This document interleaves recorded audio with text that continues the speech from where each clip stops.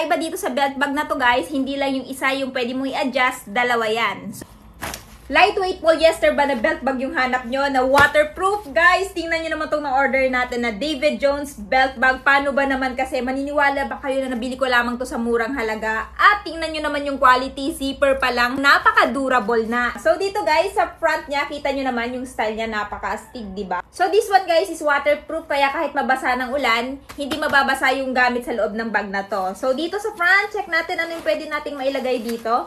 Ayan. So, ganito kalaki yung compartment niya sa pinakaunang packet niya, guys. Siyempre, kasya yung ating hand cream. Yung ating hindi mamatay-matay na inhaler.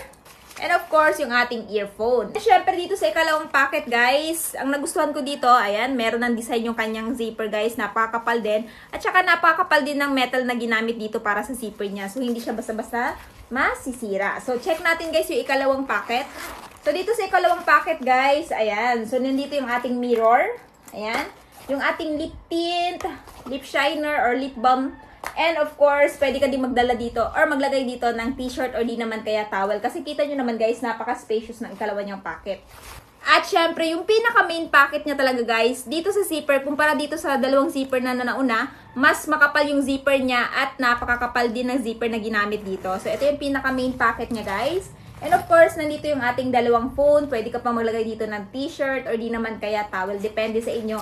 Tapos, meron pa siyang pa-secret pocket dito. Pwede kayo maglagay dito ng ayan, wallet or IDs ninyo. So, ayan guys, yung ating dalawang phone. Ayan. So, kasya yung ating 18 inches na phone. So, yung phone natin guys is 8 inches. So, check ulit natin. Ayan. Kahit atat mini tablet, kasyang-kasya dito kasi napakaluag ng ayan, space ng belt bag na to. Tapos, yung ating secret pocket dito sa pinakaloob. Ayan, oh.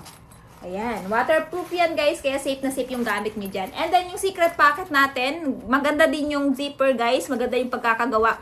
Lightweight polyester, yung gamit dito sa tela niya. And, ayan. So, kasya yung wallet natin, guys. Pwede ka pang maglagay dito ng towel.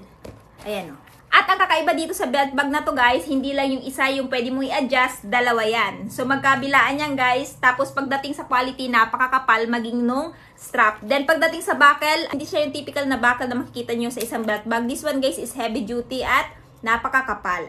So napakadali lang niyang ayan, unbuckle at syempre buckle. Ayan. Tapos ito yung kanyang strap, pwede mong i-adjust dito, depende sa inyo, or di naman kaya dito nyo i-adjust. So sa strap guys, ayan, quality niya, napakakapal. And sa mga mahihilig dyan sa belt bag na waterproof, ayaw mabasa ng ulan, tapos marami kang mailalagay. Ito talaga yung David Jones waist bag or crossbody bag yung maire-recommend ko. So, sa